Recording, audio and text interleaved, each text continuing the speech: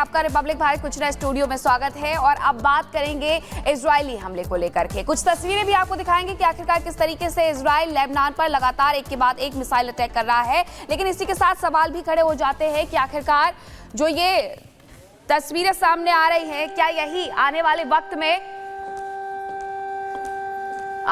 में क्या यही भविष्य होने वाला है? तो ये तस्वीरें साफ तौर पर बताती है कि गाजा पर जो हमले हैं वो अब तेज हो गए हैं और सिर्फ गाजा पर ही नहीं बल्कि लेबनान पर भी इसी तरीके से एयर स्ट्राइक की जा रही है, हमले किए जा रहे हैं। लेकिन अभी जो ये ताज़ा हमले हैं वो इजराइल ने गाजा पर किए हैं, ये एयर स्ट्राइक की है और एयर स्ट्राइक के बाद देखिए किस तरीके से काले धुएं का गुबार यहाँ पर देखने को मिल रहा है।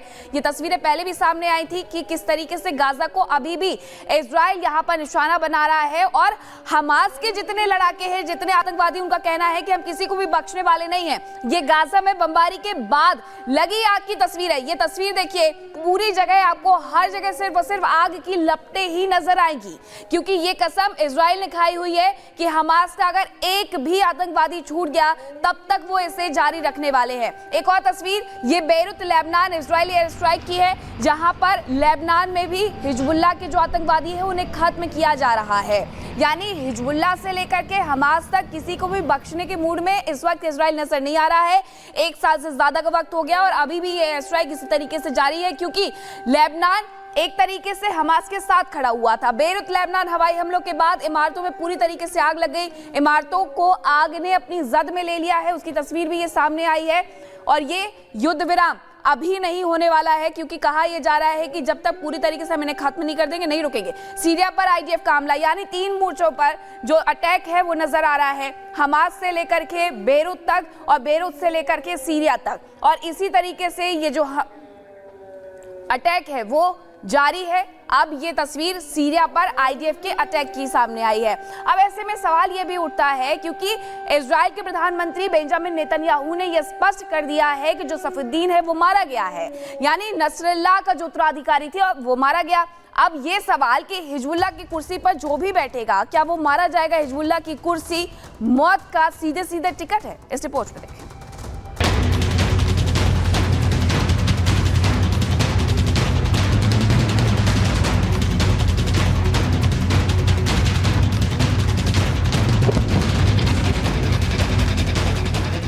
लेबनान में इजराइल ने हमले और प्रचंड कर दिए हैं। वो जमीन और हवाई हमले एक साथ कर रहा है तो तैयारी समंदर से हमले की भी कर रहा है। आईडीएफ लेबनान के दक्षिण तटीय इलाके से ऑपरेशन शुरू करने वाला है। इजराइल और लेबनान के आतंकी संगठन हिजबुल्लाह के बीच लड़ाई अब बढ़ती जा रही है। इस बीच इजरायली पीएम बेंजामिन नेतन्याहू ने एक बड़ा बयान दिया और कहा है कि हिजबुल्लाह चीफ की कुर्सी नहीं बल्कि मौत का टिकट है। नेतन्याहू का सीधा संदेश हिजबुल्लाह के उन नेताओं को था जो चीफ की कुर्सी पर बैठना चाहते हैं। हमने हिजबुल्लाह की ताकत को कम कर दिया है। हमने हजारों आतंकियों को मार गिराया, जिनमें खुद नसरल्लाह, उसका उत्तराधिकारी और उत्तराधिकारी का विकल्प भी शामिल है। नेतन्याहू की तरफ से लेबनान के लोगों के नाम जारी संदेश में ये दावा किया गया कि हिजबुल्लाह इस समय बीते कई सालों की तुलना में सबसे कमजोर है। उन्होंने वहां के लोगों से खुद को हिजबुल्लाह से आजाद करने के लिए कहा। नेतन्याहू ऐसा दावा क्यों और कैसे कर रहे हैं उसे भी समझाते हैं।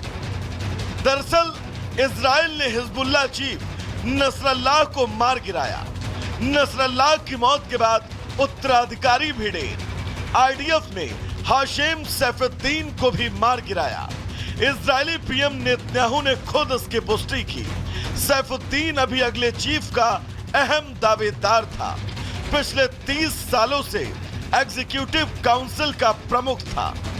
בכל מפגש שלי ושל רעייתי עם לוחמינו עם פצועי इजराइल अपने दुश्मनों के खिलाफ मिशन जारी रखेगा। हम ये तय करेंगे कि पिछले साल जो हुआ था वो फिर से न दोहराया जाए। जब तक दुश्मन हमारे देश की शांति के लिए खतरा बने रहेंगे तब तक ये जंग जारी रहेगी और जब तक हमारे बंधक गाजा में हैं हम लड़ते रहेंगे। אזרחינו לא שבו לבתיהם בבטחה, נוסיף להילחם। अब तक जो तस्वीरें सामने आई और नेतन्याहू की सेना जिस एक्शन मूड में है उससे साफ है कि इजराइल भी चुप बैठने वालों में से नहीं है। इजराइल ईरान से बदला लेने की कसम खा चुका है और वो पीछे नहीं हटेगा। यानी हिजबुल्लाह के साथ ही इजरायली विरोधियों को भी इसकी कीमत चुकानी पड़ेगी। Bureau report, Republic Bharat. देखिए, चीफ की कुर्सी मौत का टिकट है और निशाने पर हिजबुल्लाह के अहम ठिकाने लगातार इजरायल डिफेंस फोर्सेस अटैक कर रही है। इसकी जानकारी हम आपको देते हैं कि किस तरह से हमले किए जा रहे हैं। हमले में अब तक 2119 लोगों की जान जा चुकी है। घायल लोगों का आंकड़ा भी आपको बताएंगे कितने लोग घायल हो गए हैं। आईडीएफ के हमले में अब तक 10,000 से ज्यादा लोग घायल हो गए हैं। 24 घंटे में इजरायली हमलों में 36 की मौत और 185 पिछले 24 घंटे का आंकड़ा है। और देखिए, अभी तक 10 लाख से ज्यादा लोग जो है वो विस्थापित हुए हैं। ये लेबनान का दावा है। कितने लोगों को विस्थापित करना पड़ा। बहुत सारे लोग जिनका घर वहां पर है, घरों को छोड़कर जा रहे हैं। लेबनान में जो आम लोग हैं वो भी परेशान, कई बार आम लोगों की भी जान चली जाती है। लेकिन इजरायल डिफेंस फोर्सेस की तरफ से जो आतंकी ठिकाने उन पर निशाना बनाया जा रहा है और आतंकियों को तबाह किया जा रहा है। और बात करेंगे, आईडीएफ ने उस सुरंग का पता लगा लिया है जो कि हिजबुल्लाह ने बनाई थी, वो भी इजरायली इलाके में। और 10 मीटर लंबी इस सुरंग का कोई भी एग्जिट पॉइंट हालांकि इजरायल में नहीं खुलता है, लेकिन अब इसे पूरी तरीके से तबाह करने का जो प्लान है वो आईडीएफ ने तैयार कर लिया है।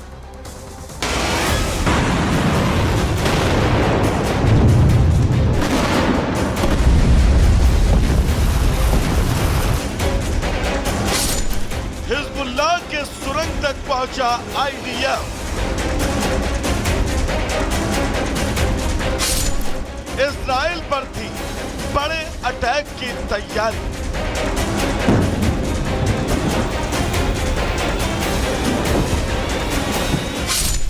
सुरंग वाली साजिश नाकाम।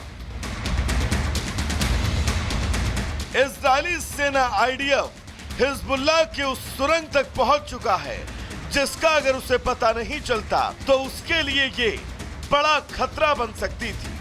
ये वो सुरंग है जो हिजबुल्लाह ने खास तौर पर जंग के लिए तैयार करवा रहा था। आईडीएफ को उस वक्त बड़ी कामयाबी मिली जब उसे हिजबुल्लाह के अंडरग्राउंड टनल का पता लगा जो करीब 10 मीटर लंबी थी। हिजबुल्लाह का इस टनल पर पूरा ऑपरेशन कंट्रोल था। इस टनल का इजरायली इलाके में एग्जिट पॉइंट नहीं है।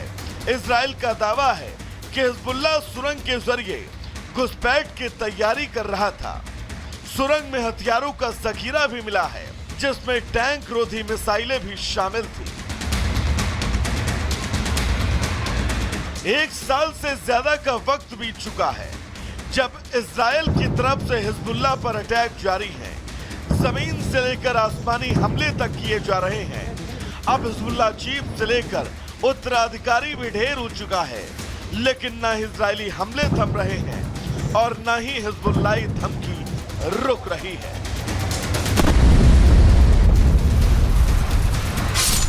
हिजबुल्लाह ने इजराइल को दी धमकी। अगर इजराइल ने लेबनान पर बमबारी जारी रखी तो वो और हमले करेगा। इधर लेबनान की चिंता दिनों दिन बढ़ती जा रही है। उस पर लगातार इजरायली बम बरसने से परेशानी के साथ ही उसकी चिंता ये भी है कि उस युद्ध की वजह से लेबनान के लाखों लोग विस्थापित हो चुके हैं। इस बीच एक तस्वीर भी नजर आई जब जंग के बीच लेबनान में इजरायली झंडा फहराया गया।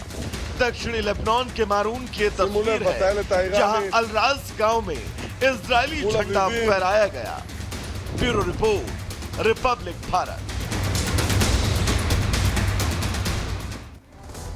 और देखिए, दुनिया पर जब जब संकट मंडराया तो प्रधानमंत्री नरेंद्र मोदी की मदद मांग रहे थे लोग। आपकी बात लेबनान बोल रहा है कि मोदी जी बचा लो।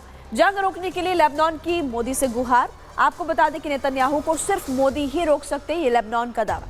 आपको ये भी जानकारी दे रहे हैं कि क्या कहा लेबनान ने और मोदी ही इजराइल के हमले से हमें बचा सकते हैं, इसलिए मदद की गुहार लगा रहा है लेबनान लगातार।